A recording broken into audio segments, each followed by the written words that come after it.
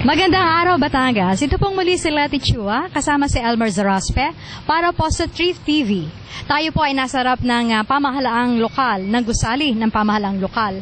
At tayo po ay patungo sa opisina ng Talaang Sibil. Ito po yung Office of the Civil Registrar, kung saan po ito po ay naghahandog ng mga serbisyo sa mga tao na nangangailangan na i-register ang kanilang kapanganakan, ang kasal at ang kamatayan ng kanilang mga mahal sa buhay. Atin po subaybayan kung ano ba yung mga serbisyo ng bawat section dito po sa Office of the Civil Registrar. Tara na!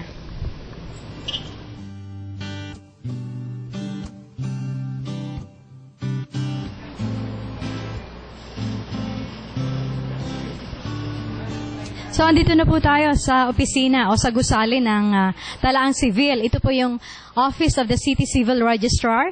At kung mapapansin po natin, narito po tayo sa may certification, filing, releasing. At marami po mga patalastas na nakalagay dito. Patalastas for travel abroad, passport application, board examination. May patalastas din po na tumatanggap sila ng request para sa authenticated na birth, marriage, the certificate at Senomar through BRAQS. Naku, napakadami mga terminologies ang hindi natin maintindihan. Mamaya po ipaliliwanag ng mga concerned chief of offices at mismong Civil Registrar na si Mrs. Josie Maranan kung ano ba itong ating mga nababasa ditong patalastas. Pero bago yan, magandang umaga po. Nagmamadali po ba kayo? Medyo po. Okay, ano po yung kinuha nyo? Magpa-file po ako ng sa birth certificate ng biyanan ko po. So, okay lang po ba yung serbisyo dito? Okay lang po. Dito po namatay ang... Sa regional po. Sa regional. Kaya dito po kayo magpapacertify. Mga 5 minutes po ito, ayos. Talaga? Ganon lang ang kabilis? Ano ho? Ganon kadali? Sa kaso ng mga empleyado. Ang daming awards ng local civil registrar. Nag-first place sila sa extra large category at nitong huli ay second place sa extra large category national level.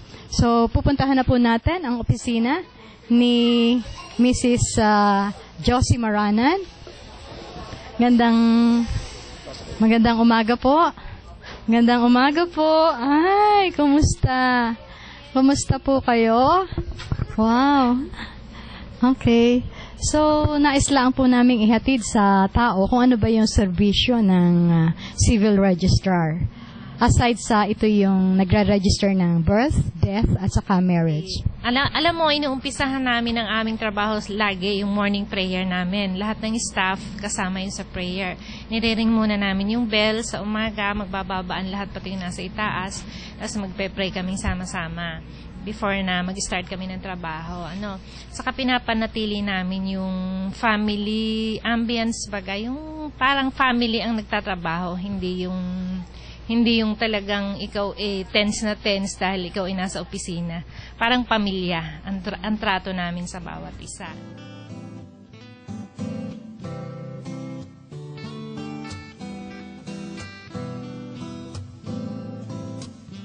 Siya yung nagsusulat sa registry book. Lahat na birth registration sa araw-araw, yun ay kailangang nakasulat doon sa Register of Live Births. Siya yung gumagawa noon. Okay, more or less, ilan ba yung live births? Yung nag-a-average kayo ng ilang bata na nare-register dito? Yung ipinanganak, Ma'am Josie, dito sa Batangas City, right? Oo, more than 1,000 sa loob ng isang buwan. No. Hindi naman lahat yun ay taga rito. Marami kasing hospitals tayo, lalo ng regional, buong region ay napunta dyan. Pero medyo nabawasan pa rin kasi ang Lemery, marami na rin ngayon. Meron na rin silang hospital doon. Mas madaming nagdadala yata ngayon doon. Okay. Pero ang ating Nazareth, Golden Gate, saka marami na tayong mga lying in. Okay. So, malinaw lang po na kapag dito ipinanganak, naririto ang dokumento. Oo. Yun yung, meron tayo kasing mantra nung una, kung hindi dito, wala dito. Pero meron kaming isang project ngayon, yung BREX, na pwede na rin kumuha yung mga hindi dito ipinanganak. Ito yung birth division. Ang chief nito ay si Lorna Celio.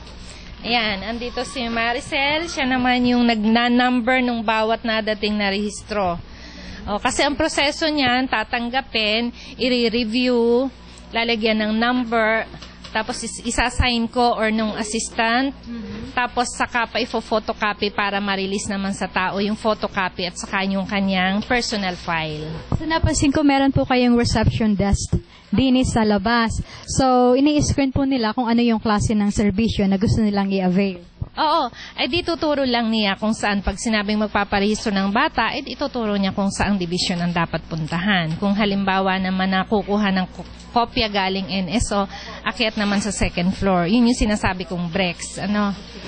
So ganito, ano ang dadalhin ng tao na gusto na i-register ang birth ng kanyang pamilya? Iba't ibang klase kasi yung titelets. So pag sa ospital ipinanganak, kailangan dala na niya yung form na prepared ng hospital. Nakapirma na doon yung nagpaanak. Ganon din yung sa mga clinics natin, yung mga lying-ins.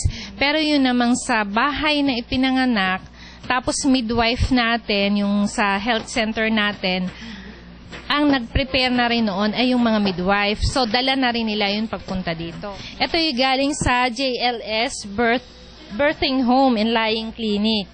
Yan. Ito yung isang sample na prepared na sila ng lying-in staff. Tapos dadalhin na lang dito. Lalagyan niya ng, i-review ngayon niya ng aming staff. Tapos meron pa diyang receive by. Tapos saka pa yung dadating sa akin pag meron na siyang number. So ang maglalagay ng number is si Maricel. How soon ba nakukuha? Halimbawa, dala ko na yung certificate of live birth na ito. How soon makukuha itong papeles na ito? Hindi masyadong marami. Within 10 or 20 minutes, tapos na yon. Kasi madami kasi yung dadaanan pa. Review, tapos photocopy, signature. Pero pag medyo madami, baway bulk yung dumadating, so pinapaiwanan muna namin yan sa staff ng hospital or the following day babalikan na nila. Okay, so napakahalaga kasi ng mga data. Sa isang birth certificate, napakahalaga ng data, kaya hindi dapat magkamali.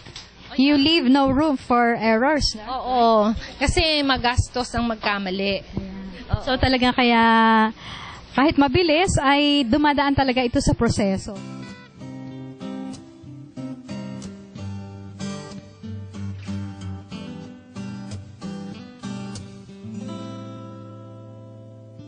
Ayan. So, punta tayo sa kasal.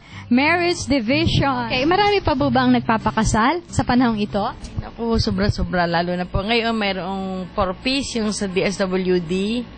Sobrang dami pong nag-a-apply. Kaya lang may mga problema. May mga dating asawa. Meron na mga magpinsang buo ay gustong magpakasal dahil lamang ng 4-piece. Ano yung 4-piece? Yun ay... Pantawid Pamilya Filipino Program. Yun ay nakalink kami sa CSWD. Project kasi yun ng CSWDO. Kaya lang naging requirement nila na yung beneficiaries ay dapat ay kasal. Hindi naman kasama sa batas na kasal, pero ini-encourage nila na magpakasal muna yung mag-asawa. Siyempre, mas maganda yung estado ng pamilya pagkasal, hindi ka. Oo. So, dumami ngayon yung mga aplikanteng yan. Kami nagpunta pa ng Barangay Mabakong para tulungan namin sila. Kasama na rin namin yung taga PAPCOM at saka DSWD. Doon na sila nag-seminar. So, hindi na sila nagpunta dito sa bayan. Kami na ang pumunta doon. At habang sila yung nagse-seminar naman, nandun kami sa first floor, nag-mobile registration naman kami. At nung matapos yung kanilang pa-seminar, saka naman kami akyat sa second floor, nagpa-apply ngayon kami ng mga lisensya doon sa mga magpapakasal na yon. So as of now daw, ay 93 pairs na ang kasama doon. Oo, sa 4-piece.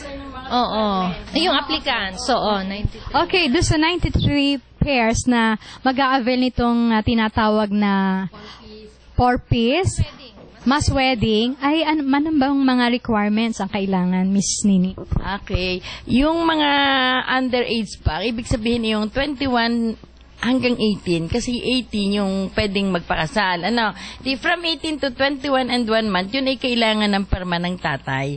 Then birth certificate, tapos senomar, at saka seminar sa POPCOM at saka sa DSWD.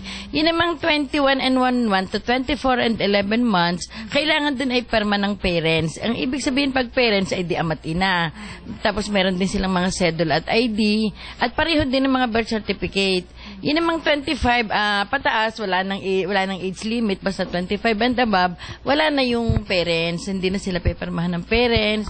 And then meron din silang mga seminar at saka family planning. Tapos meron din kaming yung napasok sa Article 34, yung walang mga seminar, pero meron naman mga dapat i-comply ng mga requirements. Okay. So, sana naintindihan nila. Sana naintindihan po ng ating mga tagapanood itong mga sinabi natin. Ano ho? Ayan, paliliwanagin daw.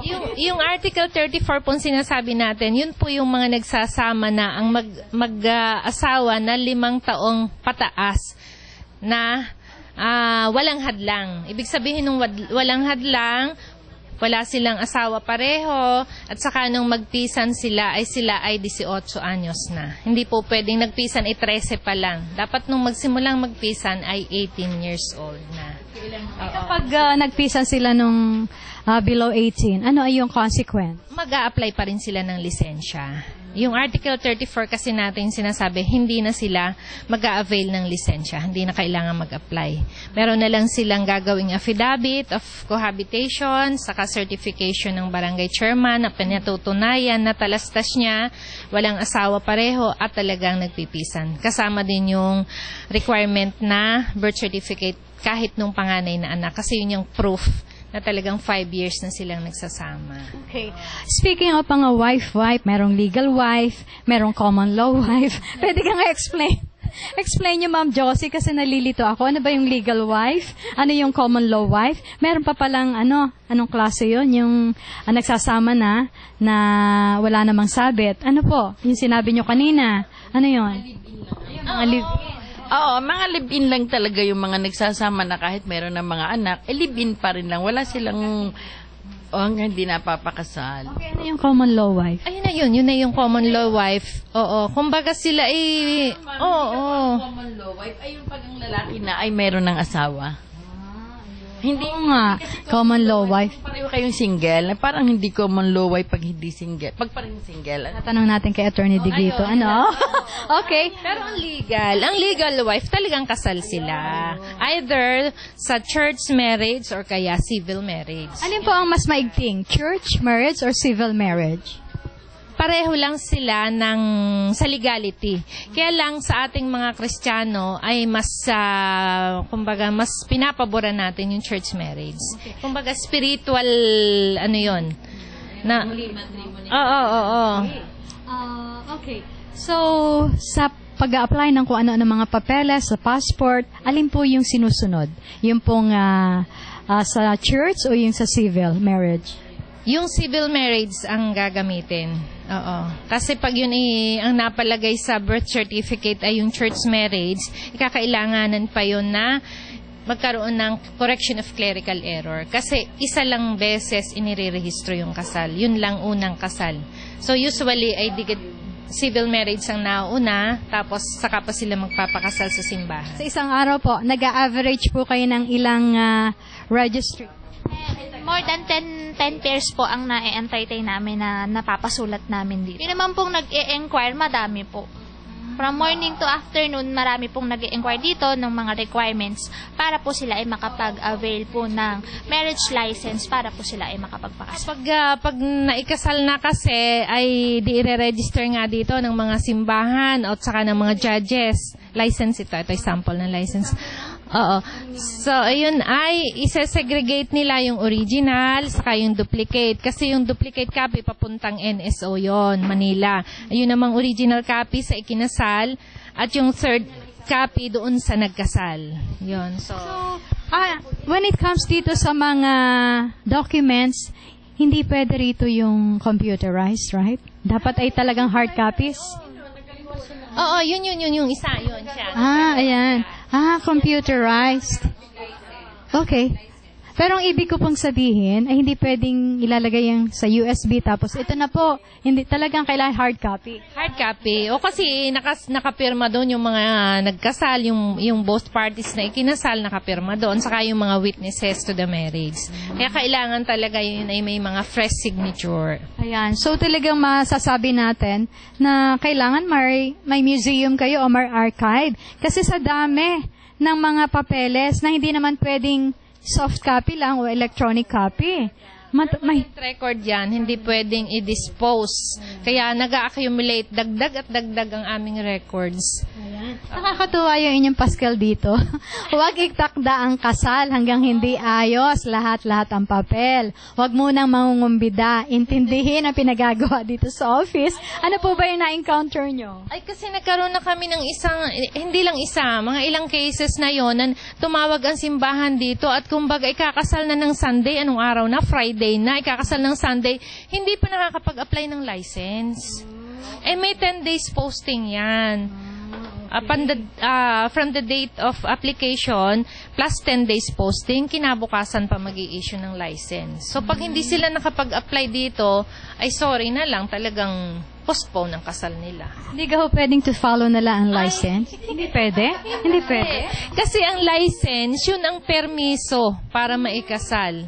Oo. So, paano kung ako'y nakapag-imbita na? Ay, di ayun ang advice namin. Ituloy nyo na yung handaan, pero saka na natin gawin yung kasalan. May nangyari bang instance na gano'n? Meron na talaga. Talaga patay na mga baboy. Ay, Diyos ko. So, kaya dapat bago itakda ang kasal? Dapat ayos ng lahat ang mga papeles. Number 1, yung license. Parang lisensya para kayo ay ikasal. Parang license to carry. Sabi sa akin ni Ma'am Josie na talagang bago kayo mag-start ng araw, nagdadasal muna kayo. Po. Nagdadasal po. Ano yung tulong na kayo nagdadasal muna bago mag-start ng trabaho? Ano ang nagiging ng lakas at gabay para sa maghapong trabaho na maayos ang pakikitungo sa mga kapwa na darating.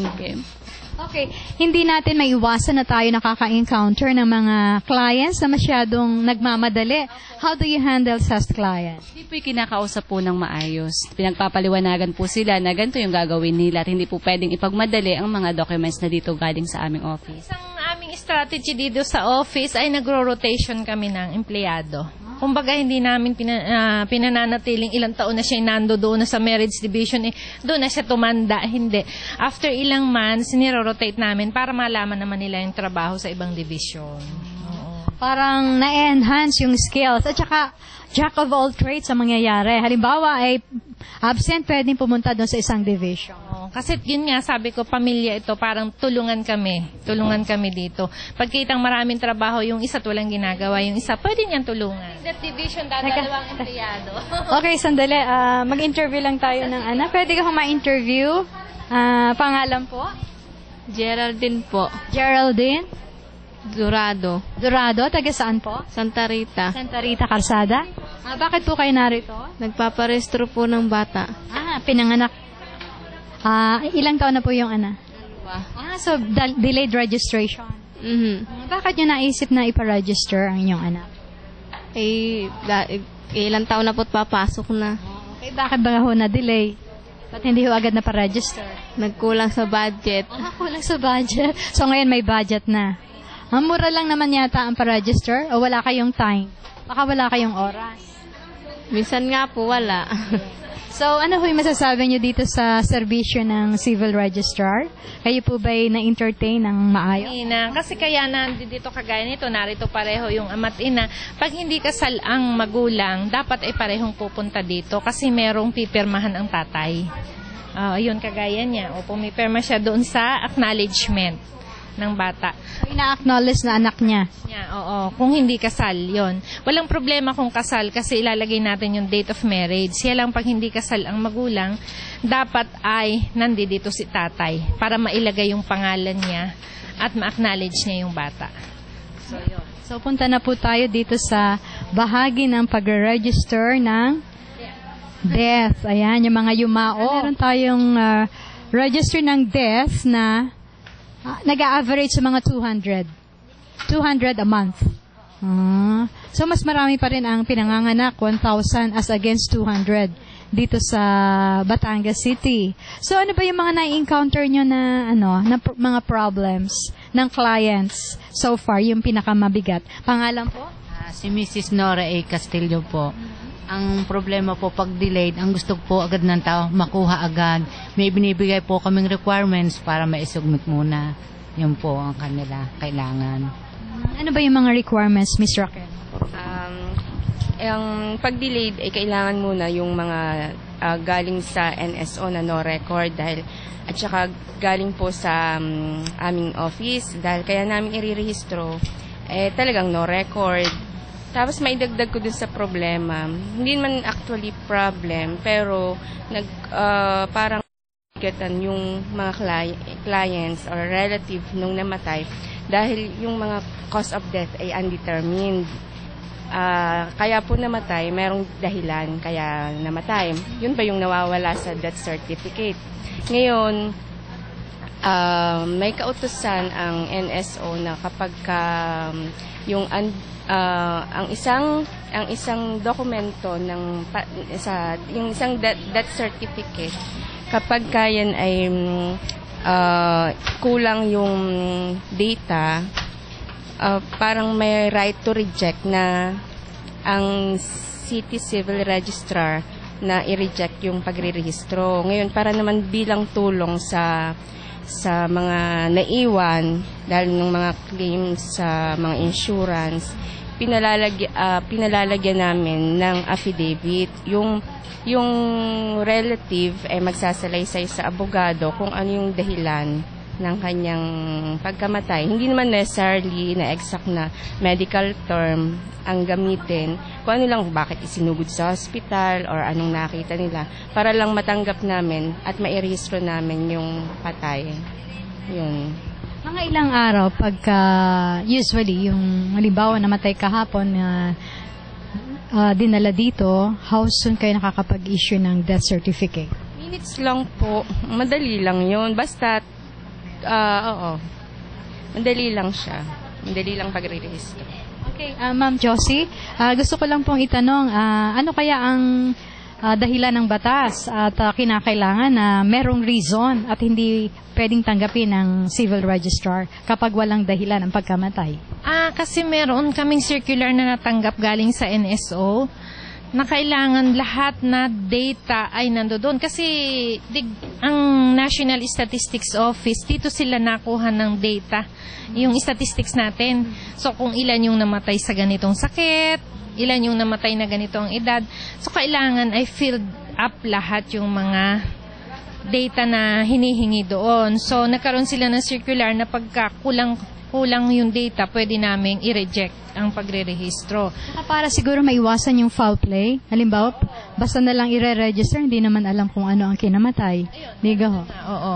Lalo yung may mga insurance, napakahalaga talaga ng cost of death. Isa sa napakahalagang section kung saan ay napapag-ibayo ang kaalaman ng mga tao tungkol sa kahalagahan ng pagpapatala ay ito pong section kung saan si Mr. Papo Lardizabal ang siyang masasabi natin na isa sa punong abala. Ito po, tala balita. Mahalagang bulletin. So, Mr. Papo, ano ba itong pwedeng idagdag natin dito sa ginagawa ng tanggapan ng talaang sibil?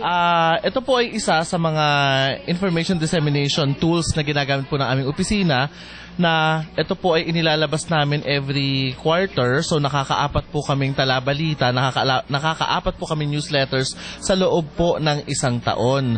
So ito po, nandito po ang ilang mga aktibidades na isinasagawa po ng Civil Registry Office at nandito na rin po pag halimbawa po ay may mga updates tungkol po sa mga laws, sa mga regulations na kinakailangan po ipatupad, ay dito rin po namin naiilathala para sa higit na kaalaman ng mga nakakarami dahil ito po ay ipinamamahagi natin hindi lang po dito sa mga kliyente sa opisina kundi pag nagmo-mobile registration po kami, pinadadalhan po namin ang mga taong nandoon pag din po kami, nagbabaybay din po kami ng mga schools at pinadadalhan din po namin sila together with the libraries na meron para naman ho ay mabasa din ng mga tao na hindi lamang po yung mga pumupunta dito sa Civil Registry Office. At tayo ngayon aakyat sa Records Division. Josie, nasan tayo ngayon? Nasa Records Division tayo. Ayan, napakagalang naman. At Legal Assistance Division doon sa kabilang side. Ibig sabihin, may abogado kayo dito? Wala naman. Attorney outlaw. Okay, outlaw. Okay, sige. Aakyat na tayo. Ayan. So, ayan po, ang Records Division.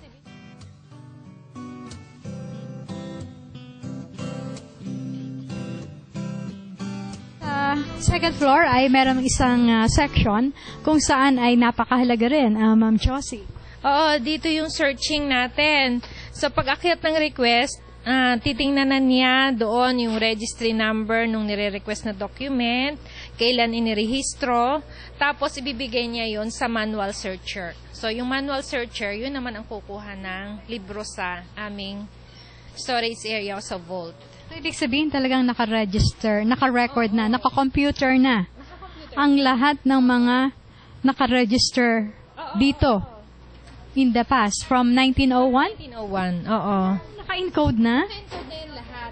Kaya nga lamang, hindi natin siya magagawang from the computer ay ipiprint natin kasi nga hindi pa tapos yung aming scanning. Pag natapos yung scanning namin, siguro dadating tayo doon sa period na ganon na pag na-search mo, pipindutin mo na lang, diretso na yun sa printer.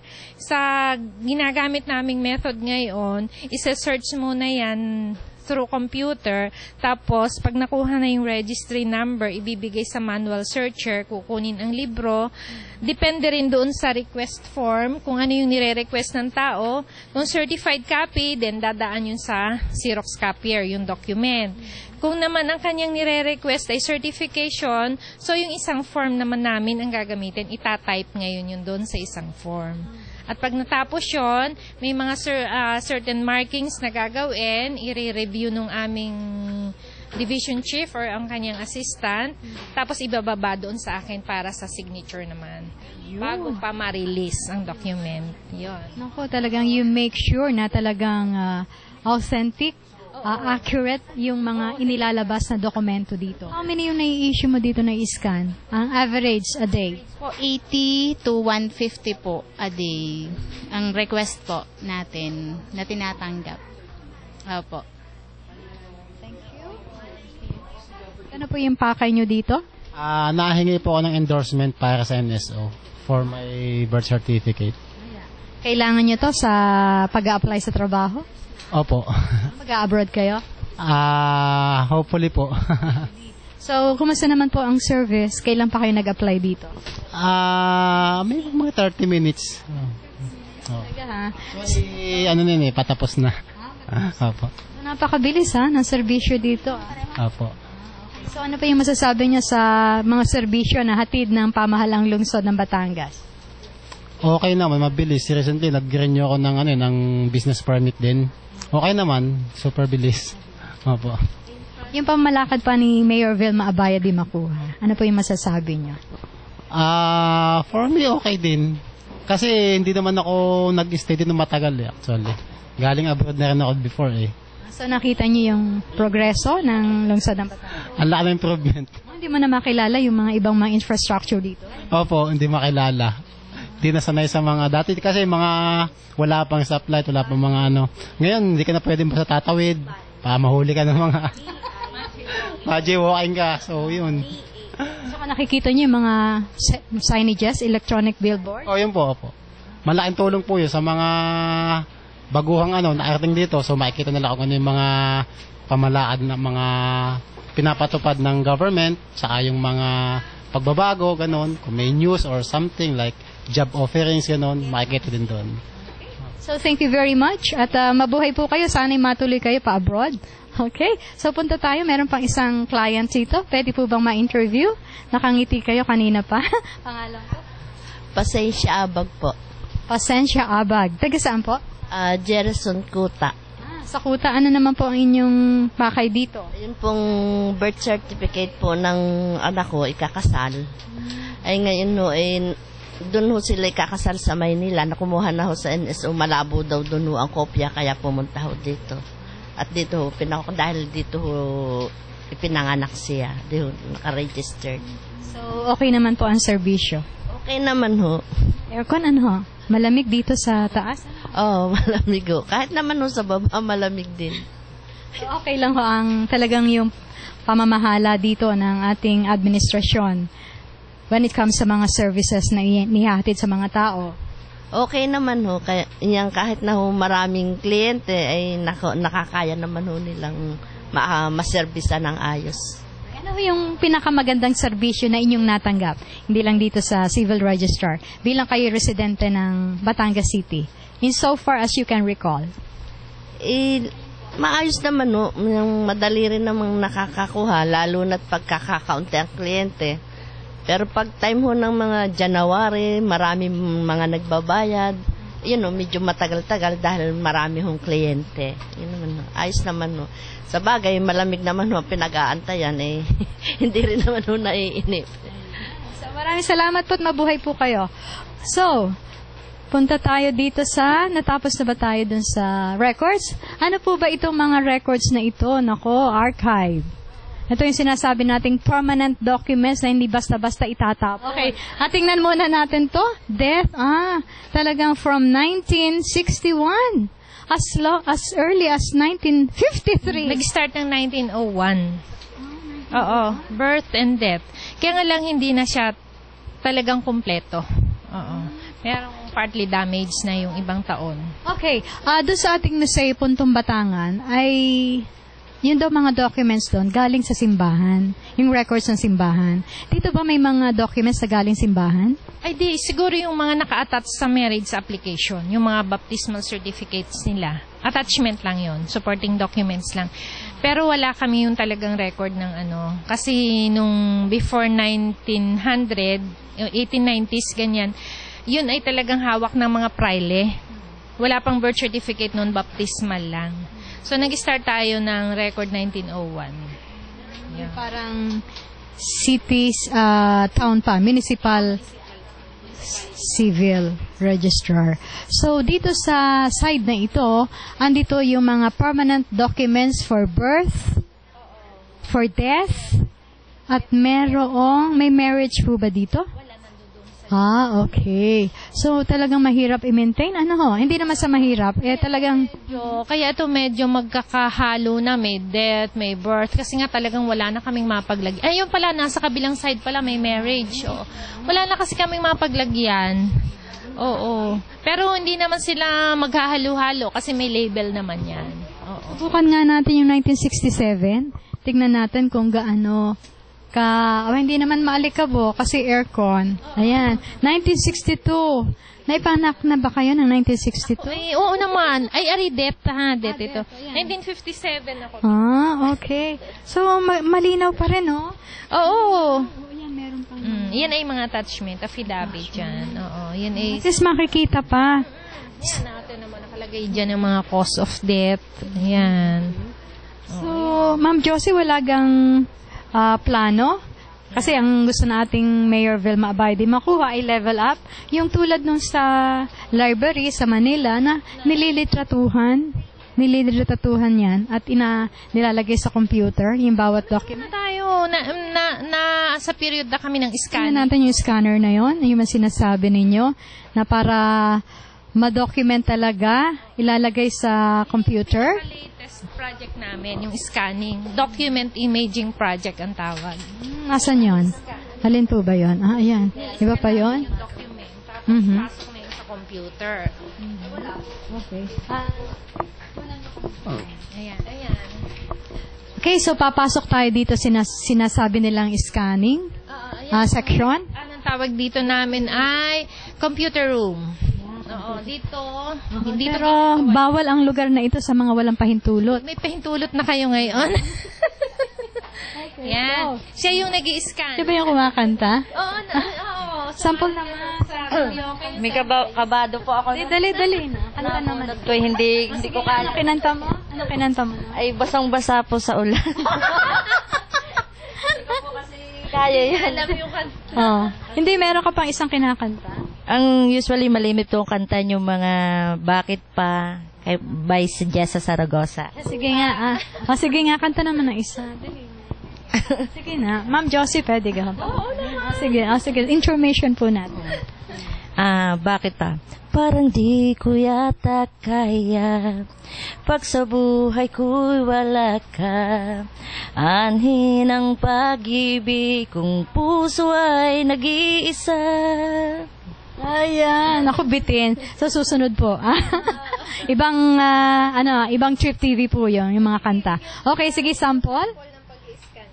Okay. Anong ginagawa mo ngayon? Bali, nag-scan po ako ng birth certificate po, ma'am. Bali, ito na po yung sample ng siniscan ko. Tapos, chinecheck ko muna po yung back portion. back portion po. Para tinitingnan ko muna bago kung siya mayroong linya o dumi, inuulit ko po uli ang pag-scan. I-try ko po uli ang isa para kita po niya. Anong year ka na sa iyong pag-i-scan? Inuuna kasi namin yung mga... 2009 po, ma'am. Kailangan ng tao. Inuuna ka, pinaprioritize namin yung malimit kuhanin ng tao na year. Yun munang inuuna namin. Oo. So ito, 2009 ngayon yung ginagawa niya. Paano nyo na didetermine kung malimit siyang kunin? Mga gagraduate ng elementary, ganon, gagraduate ng high school, gagraduate ng college. Yun muna yung inuuna namin. Ano ang purpose? Bakit nyo ni-scan? Para ma-preserve ang document. Kasi pagka nandoon na na-scan na namin siya, parang original na din yung nakapasok sa computer. So, hindi na namin kailangan buklatin yung original. Di kapag tayo buklat na kay buklat, nasisira yung mga papel. So, yun ang gusto naming ma-preserve na. Pag na-scan na yan at ready ng lahat, so, nakapatas na lang yung document namin. Tapos, sinicertify na lang. Na ito'y certified photocopy. Ito naman, siya naman, pagkakatapos ng scanning, siya naman yung nagbabind. Oo, yan. May human binder, kay sumuksok na sumuksok. Yan, natapos na itong 2008. Tingnan nga natin, Elmer. Yan, ang ganda ng pagkaka-file nito, October, sandali lang po, Ayos na ayos. Dapat ay masinop, Oo, kaya nga pinipili kong empleyado talaga, yung...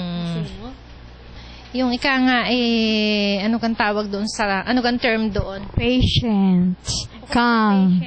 Matyaga. Oo, yun.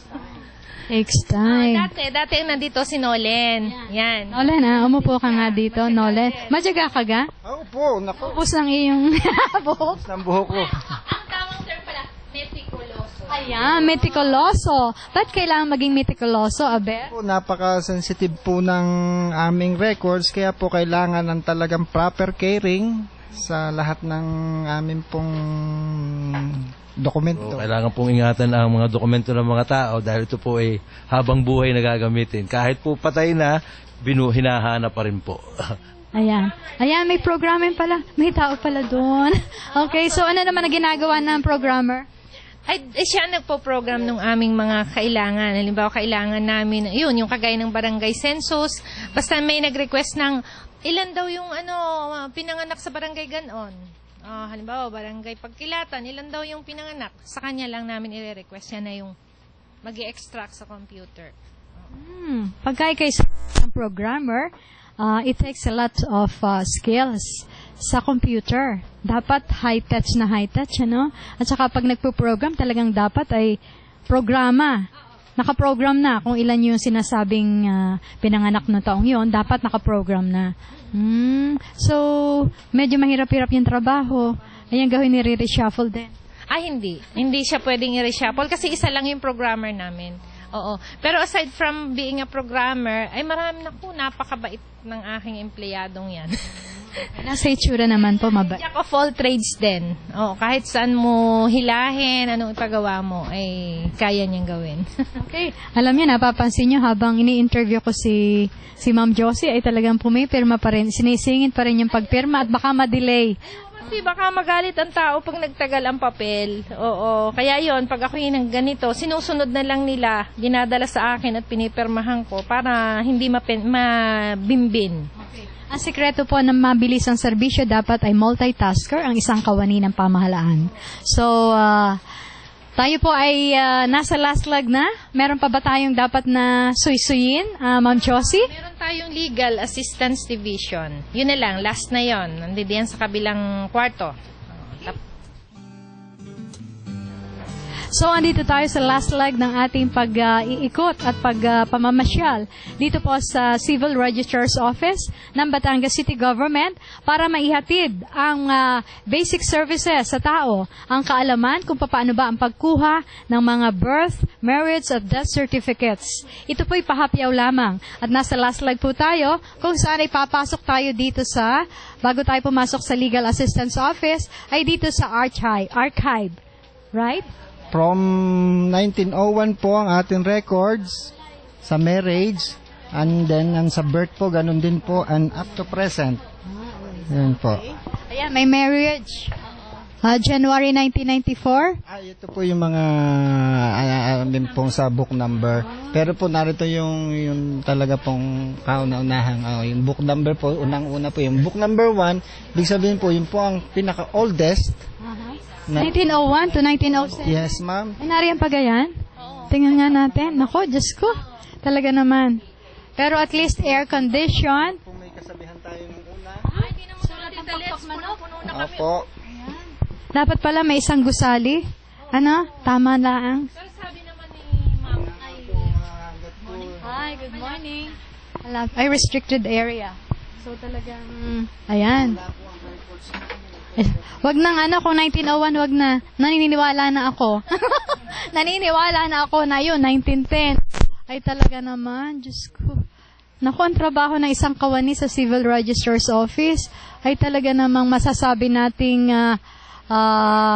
amazing. Ayan, 1901. Naku, 1901 to 1904. Ang libro na ano po. Hindi ko na rin po Oo, yung sinasabi niyong sulat pluma, kung saan ay dinidiit yung feather sa ink. Siguro po ay ganito ang pagkakasulat nila noon sa sobra pong ganda ng sulat. Ayun, ang ganda ng sulat. Ito po ang kauna-unahang sigurong records. Ano po? Kasi, yan, ito po. Dahil noon po wala pa pong libro, ito na ang pinakalibro noon. Ay, 100 years na yan, 1901. Tama ba? Oo. 2012 na ngayon. Ay, buhay na buhay pa. Naku, congratulations po, talagang itinatago ninyo. Ang mga dapat na itago ay, faded na eh. May kasabihan po kami dito sa Civil Register na ang libro ay ingatan at mahalin upang tayo may buklatin. Wow! Naiba yun At saka ang sabi nga, na mithiin. At sabi nga nila, don't judge a book by its cover. Applicable ba yung don't judge a book by its cover? O, kasi kahit medyo lumang-luma na, mahalaga ang laman. Oo. Okay. Kahit sirang-sira na. Kahit sirang-sira na, talagang pakikinabangan pa ng mga tao. Oo. So, siguro yung may mga allergy, hindi pwede rito i-assign. Oo. Dahil magbubuklat. Okay. So, tama na, Mr. Nolet, baka ikay mahulog. Ayan. Okay, so, tayo na po sa legal assistance. Ayan, meron pang pinakikita si Mr. Nolet. Talaga yan. Ano naman yan? Ito yung pluma na. Pluma. Ang ganda po ng Yung ginamit ni Rizal noon habang siya nagsusulat ng Noli Me Tangere. Yung Roman na, pero ang gaganda po sumulat nila ng unang panahon. 1904.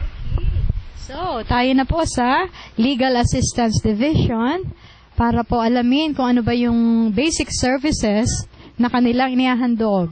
Ito yung aming Brex. Oo, ito yun. Tito. Ano ang ibig sabihin ng Brex? Batch Request System. Oo. Batch Request System. Oo, yung kahit hindi dito pinanganak, ay pwede na rin kumuha dito. Kahit taga ibang bayan? Taga Mindanao, taga Manila, pwede. Oo, taga Visayas.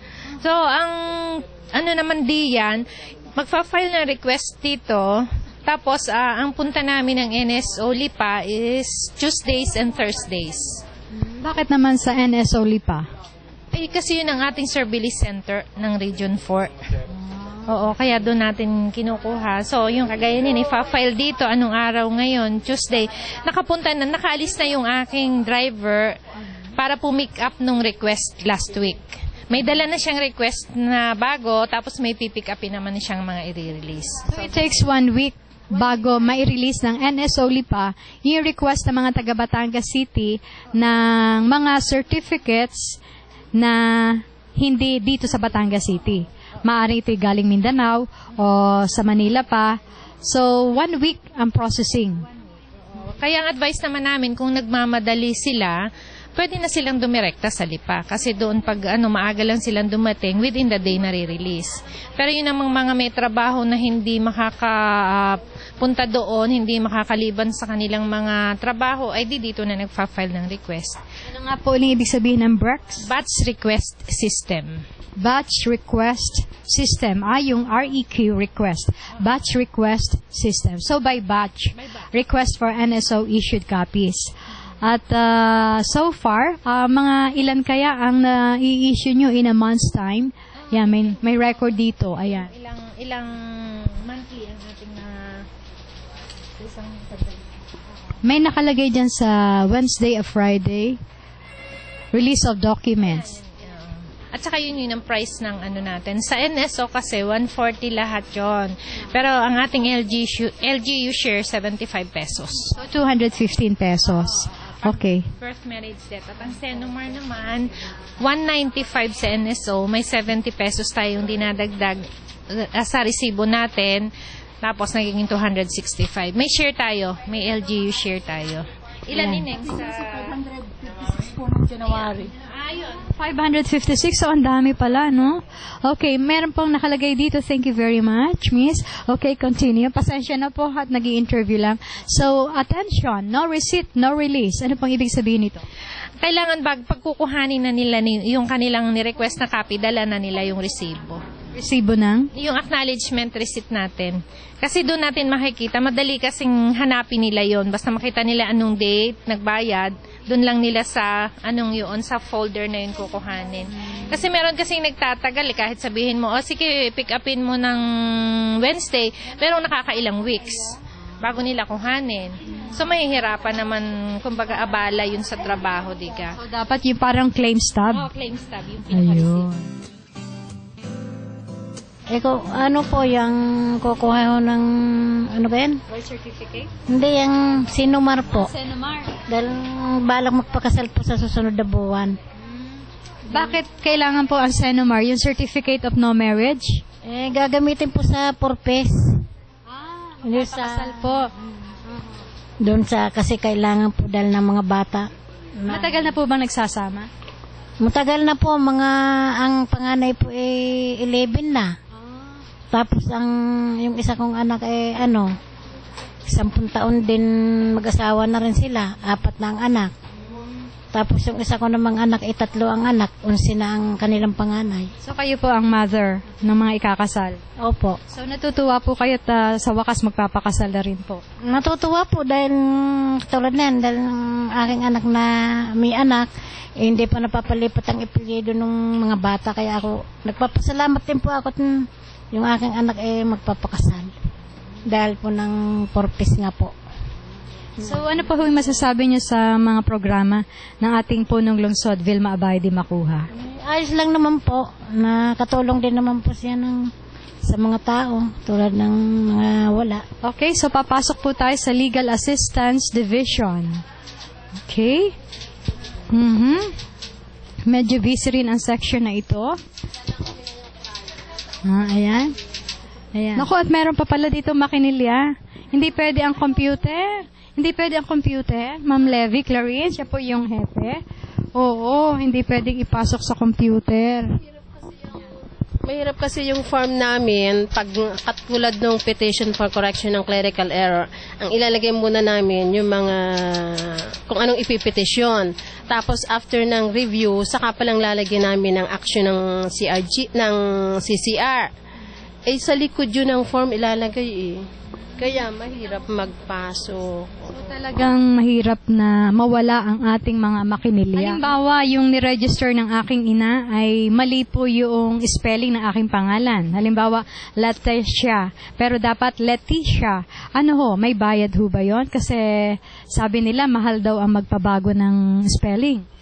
Ang bayad lang doon yung filing fee na 1,000. Yun ay nakalagay sa ating Implementing Rules and Regulation ng Clerical Error Law. Basta clerical error ay 1,000. 1,000 pesos. Pero nung una, may binabayaran bang mas malaki at nasa korte pa? Nung una, before ng Clerical Error Law, at gagastos ang may-ari ng dokumento ng mga 35,000 pataas. Tapos sa korte 35. Oo. Yung spelling lang nung una? Kahit isang letra, isang petition, mga 35,000. Hindi ba pwede yung affidavit na lang? Hindi. Ang affidavit, parang explanation lang kung ano yung mali ng iyong dokumento. Hindi nun maiitama kung ano mang mali. Oo. So ngayon, na may batas na tayo, yung simple spelling ay 1,000 na lang ang babayaran sa filing. Oo. Basta isang petition, kahit gaanong kadami ang mali sa dokumento, 1,000 lang. Ano ba, Ma'am Josie, ang kinakailangan na pwede dito nyong i-entertain?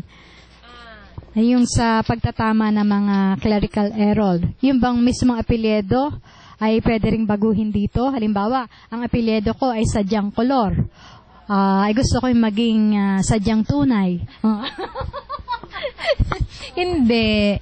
Ang pwede lang dito, halimbawa, spelling. Oo, yung E, naging I, yung ganon. Tita Lips, may sample ka diyan ng yung ginagamit sa ating Kilusan 4K. Yun yung mga samples ng clerical error. Halimbawa, nabaliktad yung middle name at last name ng bata, pwede din yon. Halimbawa, ay ang napalagay na date of marriage, halimbawa, yung date of marriage ay yung second marriage ang nailagay, yung church marriage. Yon, pwede yung i-petition ng clerical error para ang mailagay ay yung first marriage. Yun ang mga yung date ng birth ay April 3, pero April 5 ang napa-register. Ay, sa birth certificate hindi pwede. Kung sa marriage certificate, pwede yon. At ang isusupport doon ay yung birth certificate noong tao.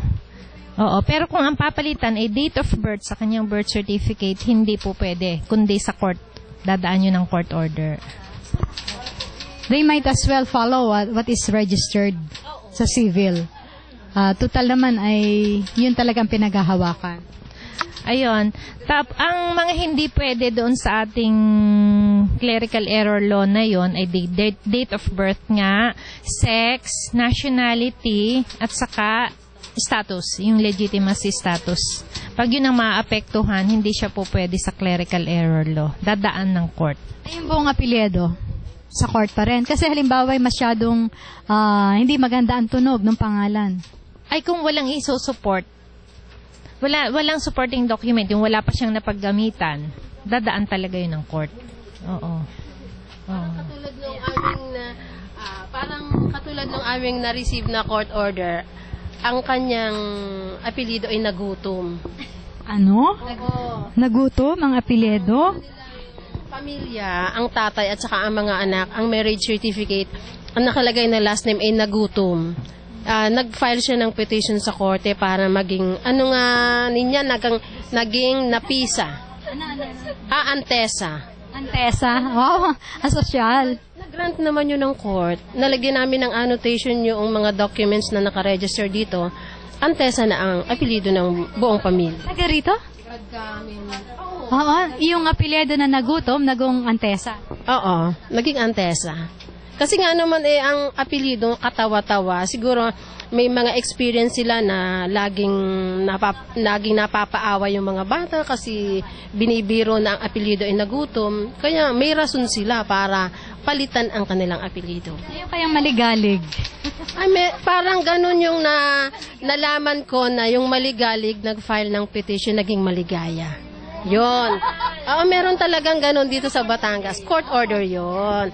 Ang dito sa atin, kailangan ang mga ascendants mo nakaregister dun sa apelidong ipapalit mo. Oo, laging may supporting documents na registered document ng ascendants. Okay, so yung Antesa, meron silang, wala, pinalitan lang. Ang gusto nilang ipalit sa kanilang apelyido. So yun ang gagamitin down, onwards. Kung may nakaregister man sa kanilang pamilya na nagutom ang apelyido na nakalagay dun sa kanilang prayer ng kanilang petition, magiging Antesa na. Pinagsimulan, yung pinakang ugat, magiging Antesa na. Antesa na. Antesa pa simula. Magkano naman ang price o yung... Siguro... 50,000. Oo, siguro yun daw sa abogadong kukuhanin mo. Yan. So at least ay nabusog na. Hindi na Antesa na ngayon, maganda na ngayon ang tunog. Ito nga pala yung aming list ng kwan. Petition received. Okay. Aba, ang total, may mga source pa rin pala ito ng revenue ng city. May filing fee lahat ng registration ng court decrees. Ang adoption ay 200, annulment ay 300, at yung correction ng COE, correction of entries through court, 100 lang yun. Tapos, 50 pesos per page ng document. Okay, I'm interested dito sa annulment. Kasi marami akong kaibigan na gusto mag-annul ng marriage. Annulment, tumatanggap din kayo dito? Registration lang. May court order na annulled na yung kasal.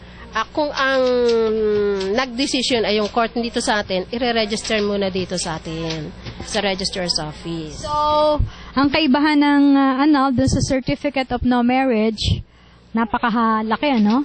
Yung isa ikinasal, inanal. Yun namang certificate of no marriage, talagang never na ikinasal. Certification na talagang hindi pa siya napapakasal. Manggagaling sa NSO yon. Talagang walang records talaga. So, pwede nang magpakasal. Oo. Requirement natin yun sa marriage license. Ano po ang dapat na gawin para hindi na dumaan dito sa mga ganitong proseso? Ang kasabihan po natin ay ang tamang rehistro ay pananagutan ng bawat Pilipino, ng bawat mamamayan. So, siguraduhin po natin ang ating mga dokumento, sariling dokumento ng ating mga anak, kapamilya, ay tamang lahat ang nilalaman. At kung magkaroon po ng clerical error, huwag pong mag-atubili na lumapit sa tanggapan ng local civil registrar para po kayo matulungan. Alam po. Alejandra Ebreo po. Taga saan po si Ma'am Alejandra? Batangas City po. Ano po yung inyong pakay dito? Ang amin kung ko yung pong birth certificate nung anak ko na ang nakalagay po ay sa pangalan ko po ay Alejandro sa halip na Alejandra. Tapos po yung sa occupation po naman ay farmers, hindi ko naman po yun magagawa. Yun po yung amin din nala dito. So, final po ninyo, itinama ninyo yung record na yun? Yun, inaayos pa po ngayon. Enjoy mo yung trabaho na to? Kasi, syempre po, pag gusto po natin yung trabaho natin, masaya po tayo sa bawat araw na ginagawa natin po. That's the spirit. Si Mrs. Josephine Maranan at ang mga kawani dito po sa opisina ng Talaang Civil. Patunay lamang po kung bakit sila'y palaging nagwawagi natatanghal sa buong bansa bilang isa sa pinakamagaling na civil registry sa buong bansa, sa buong Pilipinas. Kasama si Elmer Zaraspe, ito si Letty Chua,